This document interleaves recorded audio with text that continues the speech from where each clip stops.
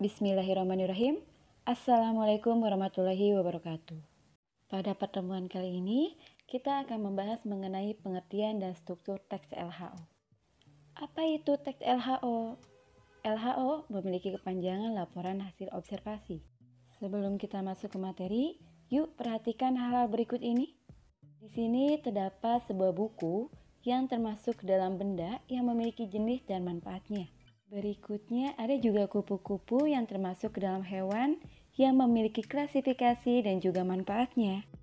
Ada juga nih tumbuhan yang memiliki variasi dan juga manfaatnya.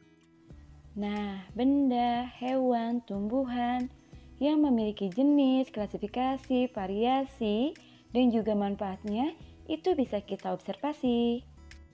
Manusia juga bisa loh untuk diobservasi. Lah, kok bisa?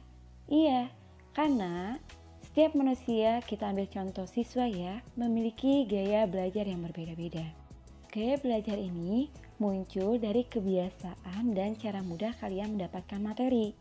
Kalian termasuk ke dalam gaya belajar yang mana nih? Visualkah, auditorikah, ataukah kinestetik?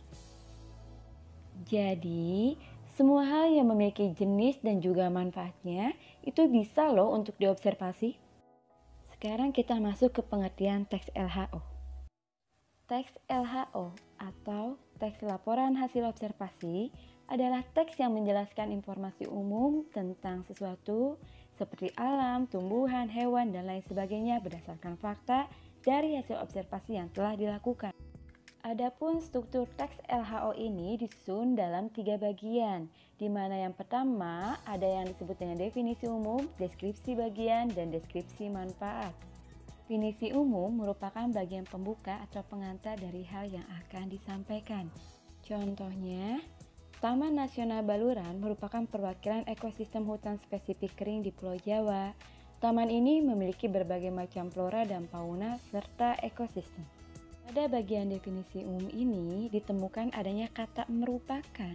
Kata merupakan ini adalah contoh verba relasional. Selain itu ada kata-kata lain nih, ada kata adalah, iyalah, yaitu, dan sebagainya. Struktur berikutnya ada yang disebut dengan definisi bagian, yang merupakan penjelasan detail objek atau bagian-bagian dari objek tersebut. Contohnya, tumbuhan di Taman Nasional ini sebanyak 444 jenis. Di antaranya terdapat tumbuhan asli yang khas dan menarik, yaitu widoro bukol, mimba, dan pilang. Deskripsi bagian ini ditandai dengan menggunakan kata jenis, klasifikasi, bagian, macam, dan sebagainya. Struktur berikutnya ada yang dimaksud dengan deskripsi manfaat. Deskripsi manfaat merupakan bagian yang menjelaskan manfaat dari sesuatu yang dilaporkan. Contohnya, Taman Nasional Baluran memiliki beragam manfaat berupa produk biasa dan lingkungan, seperti udara bersih dan pemandangan alam. Kedua manfaat tersebut berada pada suatu ruang dan waktu yang sama.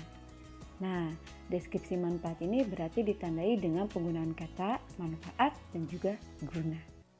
Untuk menguatkan pemahaman kalian, di sini terdapat sebuah karangan yang berjudul Sampah. Yuk coba kita pilih mana yang termasuk ke dalam definisi umum, deskripsi bagian, dan juga deskripsi manfaat.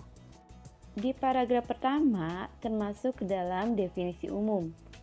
Ini ditandai dengan penggunaan kata adalah yang terdapat di dalam paragraf pertama ini. Sedangkan di paragraf kedua termasuk ke dalam deskripsi bagian. Kenapa termasuk ke dalam bagian? Karena di dalam paragraf tersebut terdapat pembagian jenis dari sampah, yaitu ada sampah organik dan juga sampah anorganik. Dan di paragraf terakhir, yaitu di paragraf ketiga, termasuk ke dalam deskripsi manfaat. Dia tentu saja menggambarkan manfaat dari sampah tersebut. Apa manfaatnya? Mampu digunakan sebagai dasar dari kompos dan juga bisa digunakan untuk membuat kerajinan. Nah, sekarang kita masuk ke tugas kalian ya. Untuk tugasnya, kalian buat rangkuman dari video pembelajaran ini dan kalian buat juga karangan dari teks LHO. Untuk temanya bebas ya. Untuk pengiriman tugasnya bisa dikirimkan melalui link yang telah Ibu berikan. Oke, semangat.